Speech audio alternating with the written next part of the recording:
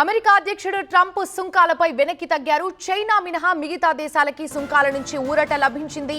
అంతేకాదు చైనాకైతే ఊహించని షాక్ ఇచ్చారు అమెరికా అధ్యక్షుడు ట్రంప్. అగ్రరాజ్యం అమెరికాకు డ్రాగన్ దేశమైన చైనా మధ్య అంతర్గత తారిఫ్ల యుద్ధమే జరుగుతోందని చెప్పుకోవచ్చు. మొన్నటి వరకు ఏప్రిల్ 9 నుంచి ప్రపంచ దేశాలకు అమెరికా అధ్యక్షుడు ట్రంప్ విధించిన తారిఫ్లు అమల్లోకి రానున్న నేపథ్యంలో ట్రంప్ కీలకమైన నిర్ణయం తీసుకొని 90 రోజుల పాటు ఆ దేశాలన్నిటికీ కూడా మినహాయింపు ఇస్తూ 125% తప్పనిసరిగా చైనాకి అమలు జరుగుతోంది అని చెప్పి నిర్ణయం కూడా తీసుకోవడం జరిగింది. అయితే ఇప్పుడు అత్యధికంగా అన్ని దేశాల కంటే కూడా చైనాకు అమెరికా తారిఫ్లు విధించిన నేపథ్యంలో మళ్ళీ తిరిగి చైనా రిప్లై ఇస్తూ 125% అమెరికా ప్రోడక్ట్స్ పైన కూడా మేము తారిఫ్ని విధిస్తున్నాము అని చెప్పడం జరిగింది. సో ఇదన్నీ చూస్తూ ట్రంప్ కూడా 145% అత్యధికంగా మొన్నటి వరకు 125 చైనా దేశానికి ఉన్న తారిఫ్ను ఇప్పుడు ఏకంగా 145% పెంచడం అనేది మిగతా ప్రపంచవ్యాప్తంగా ఉన్న అన్ని దేశాలపైన కూడా ఎఫెక్ట్ పడే విధంగా కనబడుతోంది. అయితే ఇప్పుడున్న ఈ తారిఫ్ల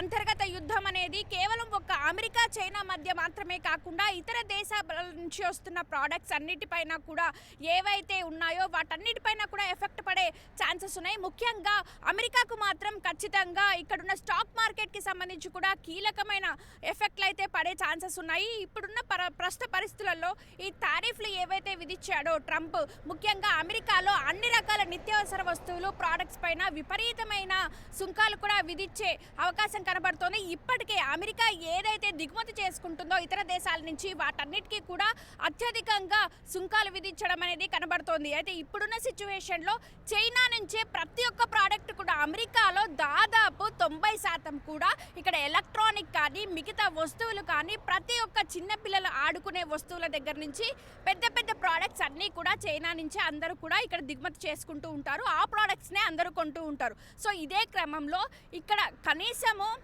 ఏ విషయంలోనైనా సరే చైనా ప్రోడక్ట్సే అత్యధికంగా వాడుతూ ఉంటారు అమెరికాలో. అలాంటి చైనా ప్రోడక్ట్స్ పైన ట్రంప్ ఈ విధంగా 145% తారిఫ్ని పెంచడం మాత్రము ఇక్కడ ఉన్న వాళ్ళందరికీ కూడా ఎఫెక్ట్ బిజినెస్ పరంగా కూడా పడుతుంది. సో మొత్తానికైతే ఇక్కడ తారిఫ్ల యుద్ధం జరుగుతున్నా కూడా ప్రపంచ దేశాలు ఇది ఎక్కడ స్టాప్ అవుతుందో అని చెప్పి ఎదురు చూడాల్సిన పరిస్థితులు కనబడుతున్నాయి. Sweetie USA.